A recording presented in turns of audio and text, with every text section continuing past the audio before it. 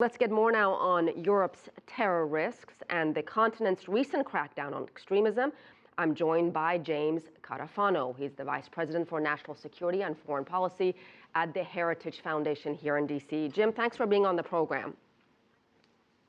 Thanks for having me. So how big is the terror risk in Europe right now, and how concerned should the United States be?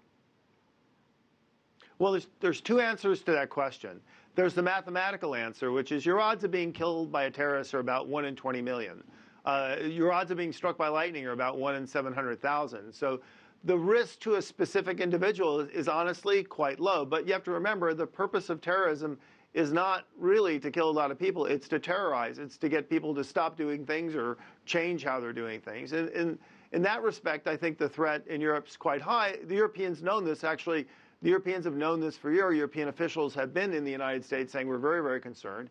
There's two reasons for that. One is these pipelines, which are funneling fighters in and out, which bring skills and organization and structure and money, and have the ability to kind of operationalize terrorist attacks. And the other is the radical Islamist groups, which have been persistent in Western Europe for some time. Jim, how effective are these coordinated raids like the ones we saw in Belgium yesterday? We've seen them across Europe, in fact, 24 suspects arrested. How effective are they in terror attacks? And do these types of guys, this new kind of terrorism, is it harder to fight since what we saw on that awful day, September 11th? Yeah, first of all, I don't really call this a new kind of terrorism. I think oftentimes we use those words, but they're not relevant because it may be new to you or it may be something you but the terrorist techniques and acts and the kinds of organizational things we faced are really even before the rise of Islamist terrorism for decades. What you see in Europe today is exactly how you do deal with terrorism as a free society, which is you try to stop the terrorists before they do.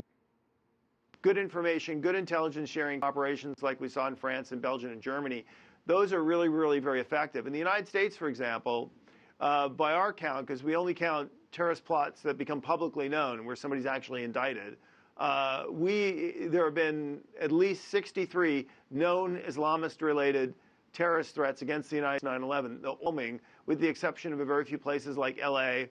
and the bombing in Boston during the marathon and the attack against soldiers at Fort Hood.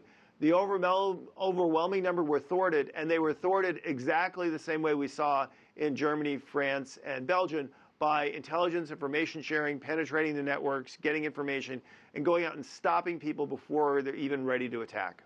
Jim, in today's news conference with British Prime Minister David Cameron, both Cameron and Obama said they've agreed to share expertise on preventing radicalism. They've agreed to form this task force. What is the point of a task force? What can they do? Yeah, I'm a little skeptical of that. Look, on the intelligence information sharing counterterrorism operation level, I'm not sure there's anything more they can do. The United States, Canada, Australia, Great Britain, those countries operate as we're moving people, we're working together so closely. On this counterterrorism, which is different. These are not people that are committing crimes, but they're spreading this radical thought that might contribute to that. The administration had a countering radical extremism program. They've done nothing with it. It's almost moribund. It's politically difficult for them to implement that. And the notion that they're going to expand that program and we're going to do things in concert with Great Britain, that's just happy talk. All right, Jim Carafano, thank you so much for your time.